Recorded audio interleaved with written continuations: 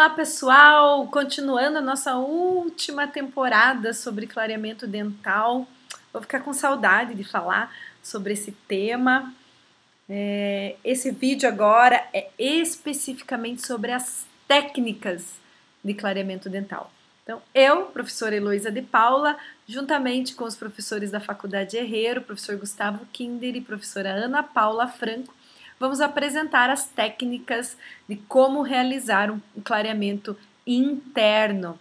Para esse procedimento existem 3 técnicas. A primeira delas é a Power Bleaching, chamada de técnica imediata.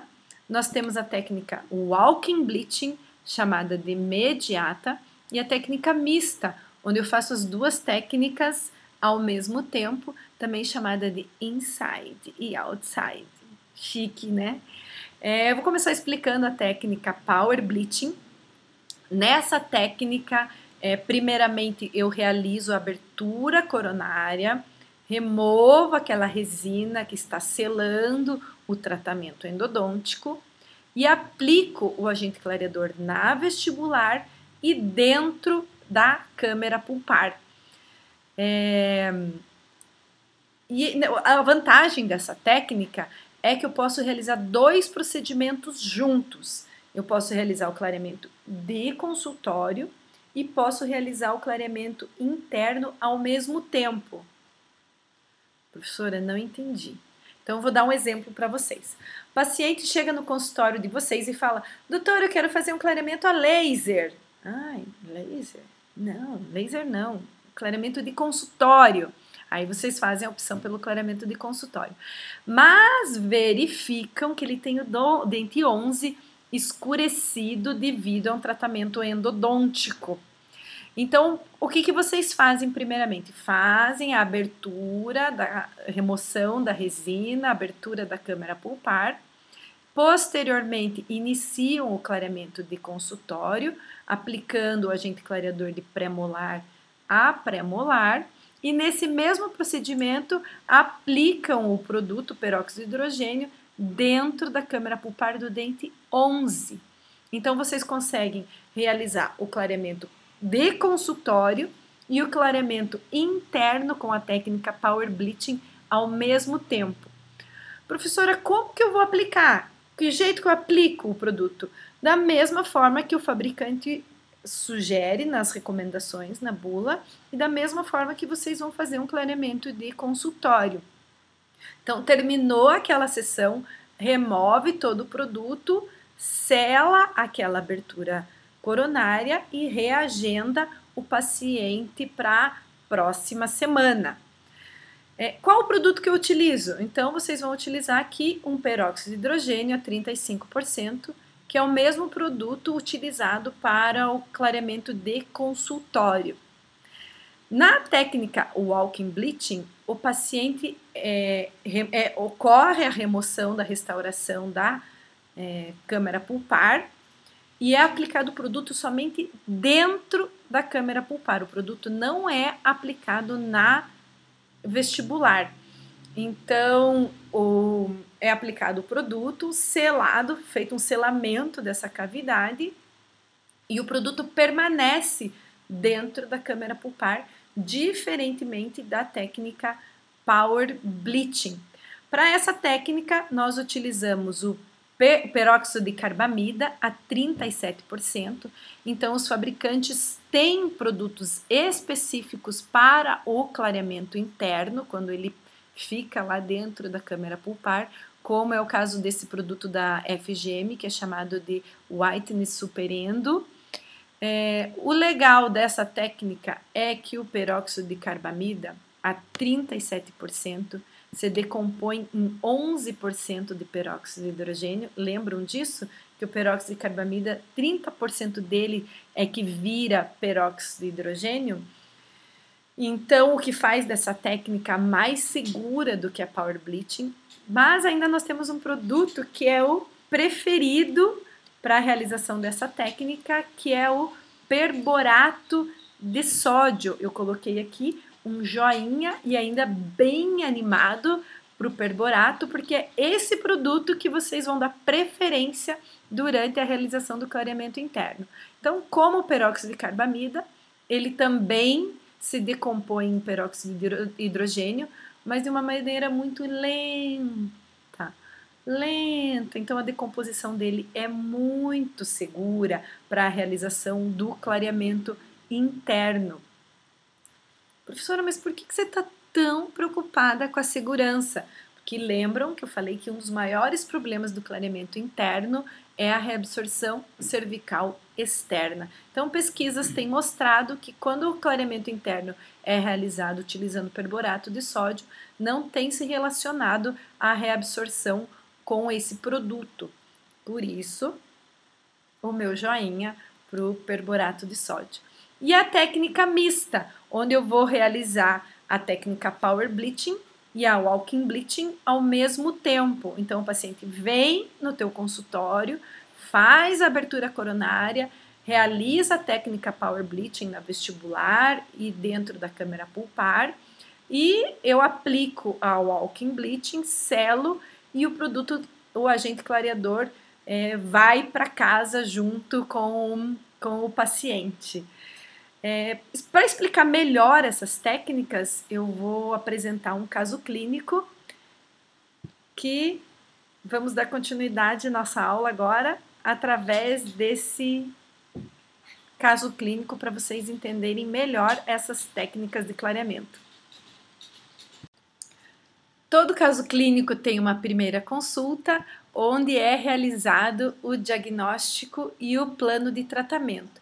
Para que isso seja corretamente realizado, é necessário que vocês façam um exame radiográfico, como está mostrando aqui nessa última imagem desse slide. Lembrando, o caso clínico apresentado nesse vídeo de hoje foi retirado do livro do professor Jorge Perdigão, lançado em 2016.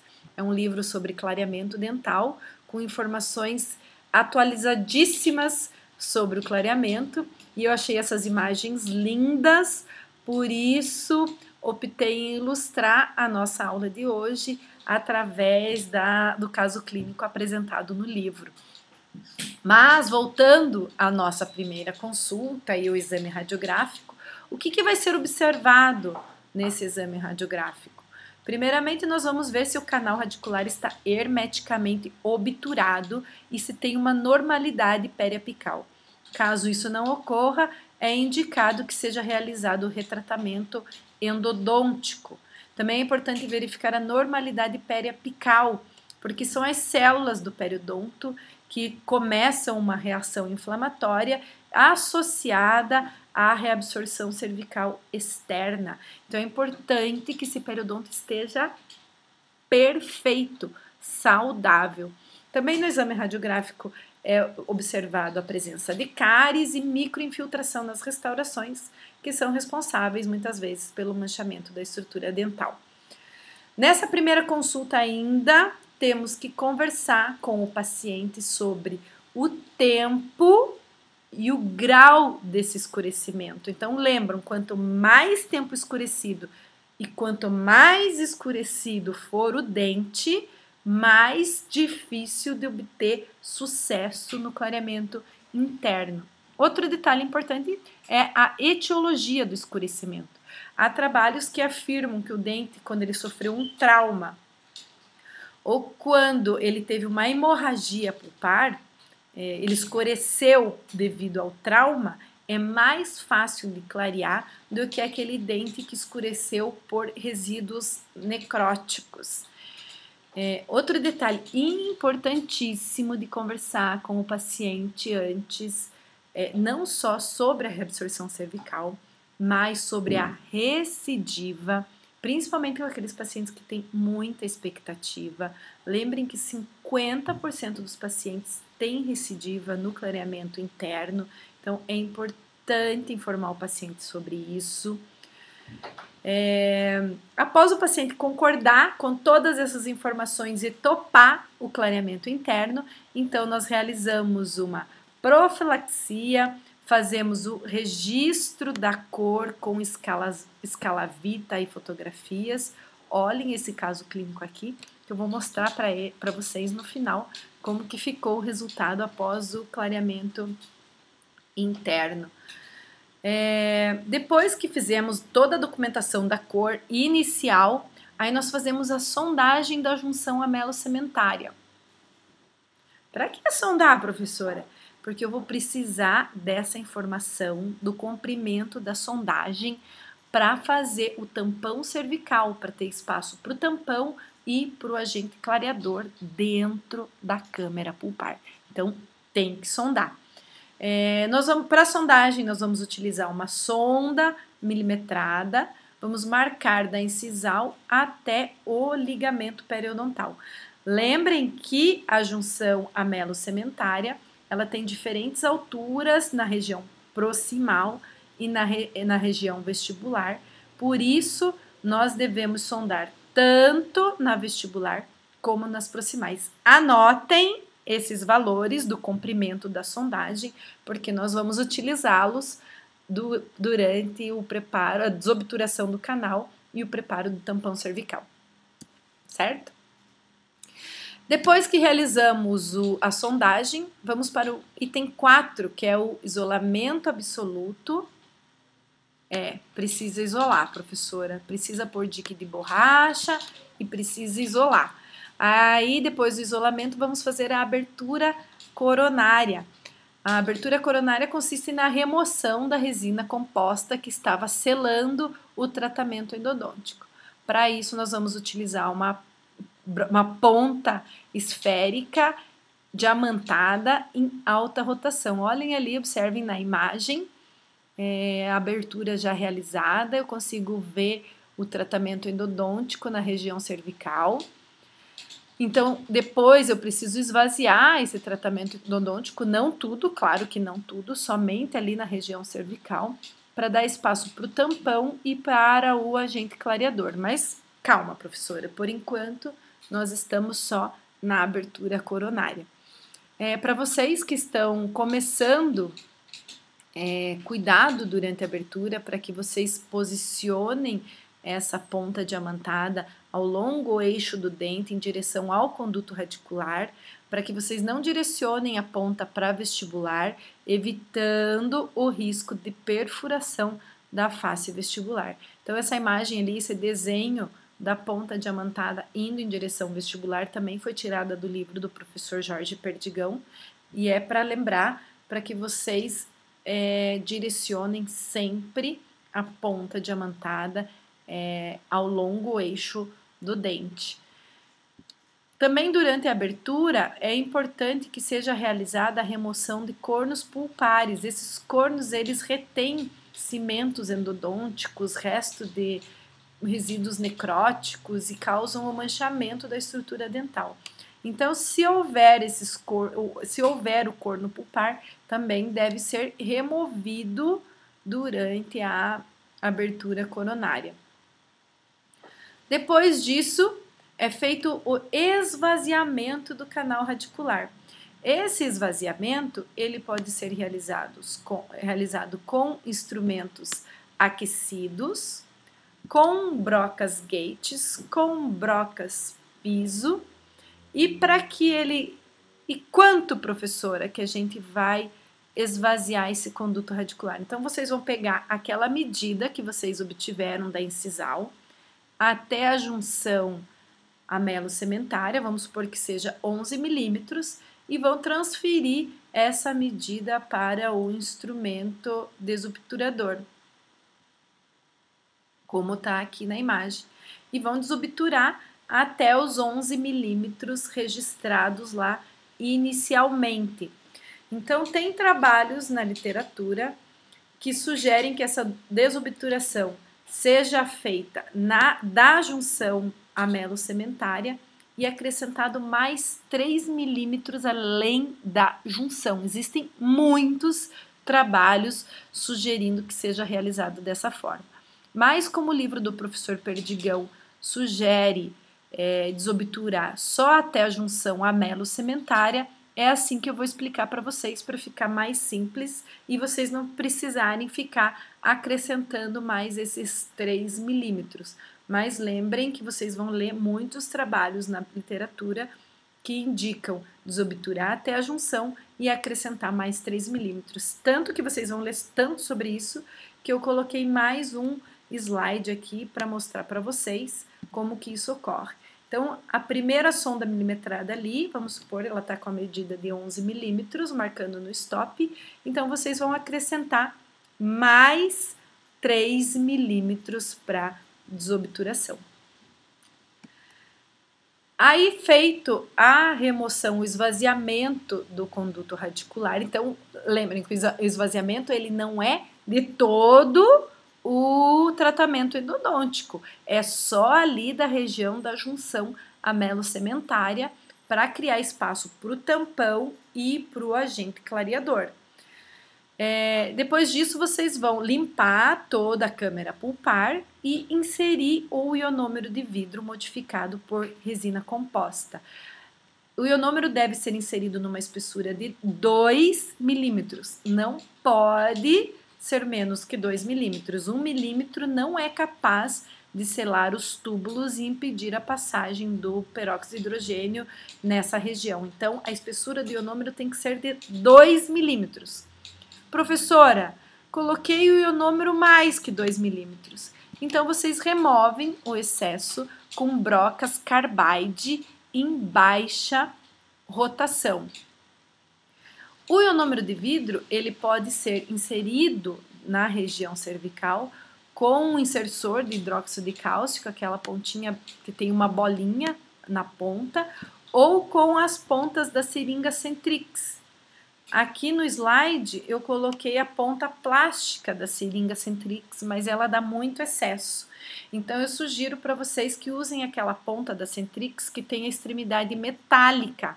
Ela é bem fina e ela permite que vocês insiram o ionômero de vidro com mais precisão, sem ter tantos excessos. Depois da confecção do tampão, o ionômero de vidro é fotopolimerizado e nós podemos passar para a segunda fase do nosso tratamento, que é a aplicação do agente de clareamento. Para a aula de hoje, eu vou explicar para vocês a utilização da técnica Walking Bleaching, que é a gold standard para clareamento interno, utilizando o perborato de sódio. O perborato ele vai ser misturado com um pó que vai ser misturado com água destilada ou propileno glicol.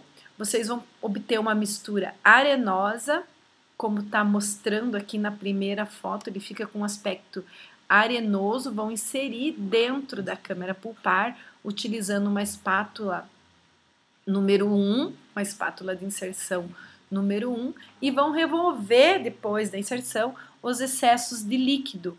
Ali nessa imagem mostra removendo os excessos com uma bolinha de algodão, mas eu sugiro que vocês façam a remoção utilizando aquele papel absorvente que vocês prepararam para secar a dentina após a aplicação do condicionamento ácido. Então, ao invés da bolinha de algodão, sugiro o papel absorvente para remover os excessos do líquido do perborato de sódio. Vocês vão inserir esse perborato e vão deixar um espaço de 1,5 mm do ângulo cavo superficial. Então, vocês não vão preencher ele todo até o cavo superficial. Vocês precisam deixar um espaço para que seja realizado o selamento provisório. O selamento provisório vocês vão realizar com resina flow, podem aplicar resina flow ali naquele espaço, mas sem o sistema adesivo. Podem aplicar um ionômero de vidro convencional ou cimento de óxido de zinco e eugenol. Então vejam ali nessa imagem, a primeira foto é o dente com o selamento provisório. Então o paciente ele vai ser remarcado para 1 semana. Podem ser realizados de 4 a 5 trocas de agente clareador. Tem pacientes que precisam mais trocas do agente. Então, toda a consulta do paciente vocês vão remover a restauração provisória e depois disso inserir o perborato na cavidade, remover os excessos de líquido com o papel absorvente e selar novamente a cavidade com um material provisório. Nas duas imagens abaixo, segue a foto inicial e a foto final do caso clínico apresentado no livro. Depois disso, aguarda-se 15 dias para fazer a restauração definitiva com resina composta e acompanha esse paciente para o resto da vida, ou em torno de uns 7 anos, fazendo exames radiográficos, no primeiro ano a cada 6 meses, e a importância do exame radiográfico é para acompanhar o risco de ocorrer reabsorção cervical externa. Então, a técnica mais importante para que vocês soubessem realizar o clareamento interno foi apresentada aqui no vídeo. Eu vou passar para vocês rapidamente, falar um pouquinho sobre a técnica Power Bleaching. Então, após o tampão, o tampão foi realizado, aí é manipulado então o peróxido de hidrogênio a 35%. Vocês podem fazer 2 porções desse material, ou seja, coloca 6 gotas de peróxido e 2 gotas de espessante, mistura, manipula até obter esse aspecto de geleia e é aplicado o peróxido na face vestibular e intracoronalmente dentro da câmara pulpar. Ali está mostrando que antigamente era aplicado luz nesse peróxido de hidrogênio, mas hoje a gente não recomenda mais a utilização da luz, simplesmente a utilização do peróxido de acordo com as informações do fabricante. Então, lembram aquele caso clínico que eu mostrei para vocês? Então, essa aqui é a foto inicial e a foto final do caso clínico. Eu queria encerrar o nosso vídeo com esse caso. Ele foi realizado pelos meus colegas da pós-graduação. Eu queria encerrar com esse caso clínico, que ele dá várias informações para que vocês lembrem ao longo do tempo. Quanto mais escurecido o dente, lembram que a gente falou sobre isso? Quanto mais escurecido, somente 75% dele volta a ficar claro. Então, a imagem final dele acho que representa bem os 75% de sucesso que é obtido com um escurecimento tão severo. Eu lembro que foram realizadas muitas trocas de clareamento nesse dente, eu acho que foram realizadas em torno de umas 9 trocas de perborato nesse dente para obter essa cor de 75% de sucesso. Então lembrem, quanto mais escurecido, menores as chances de sucesso, mas mesmo que elas sejam poucas, eu acho que teve um sucesso enorme aí para esse paciente. Então, complementando mais algumas fotos do caso clínico, como era e como ficou o paciente com clareamento interno, fazendo um resumo de tudo que a gente aprendeu sobre a técnica de clareamento. Então, primeiramente, devemos fazer um diagnóstico e plano de tratamento, passar todas as informações para o paciente antes dele iniciar o tratamento de clareamento interno. Aí, profilaxia, registro da cor com escala e foto, registrar o comprimento da junção amelo-cementária, isolamento absoluto, abertura coronária, limpa tudo, aí faz o esvaziamento do canal, limpa tudo, aí faz o tampão cervical. Depois disso, seleção do agente clareador e da técnica, dá prioridade para o perborato e para a técnica walking bleaching, aplicação do perborato dentro do conduto, o selamento provisório, depois de todas as trocas faz a restauração após 15 dias e o acompanhamento radiográfico por aí em torno de uns 7 anos, no primeiro ano a cada 6 meses para controlar a reabsorção cervical O nosso curso acabou. Espero que vocês não estejam cansados de ficar há tantas temporadas assistindo sobre clareamento dental, que eu acho que é um assunto importantíssimo, é um procedimento que vocês farão muito no consultório, então quero que vocês se sintam seguros para aplicar essa técnica. Esse é o meu bebê cansadinho, espero que vocês não estejam cansadinhos igual a ele. Muito obrigada pela companhia de vocês durante esse curso. E, como sempre, deixo o meu recado final. Sigam o Pronto Restaurei nas redes sociais, no Instagram e no YouTube. Até mais, até a nossa próxima aula.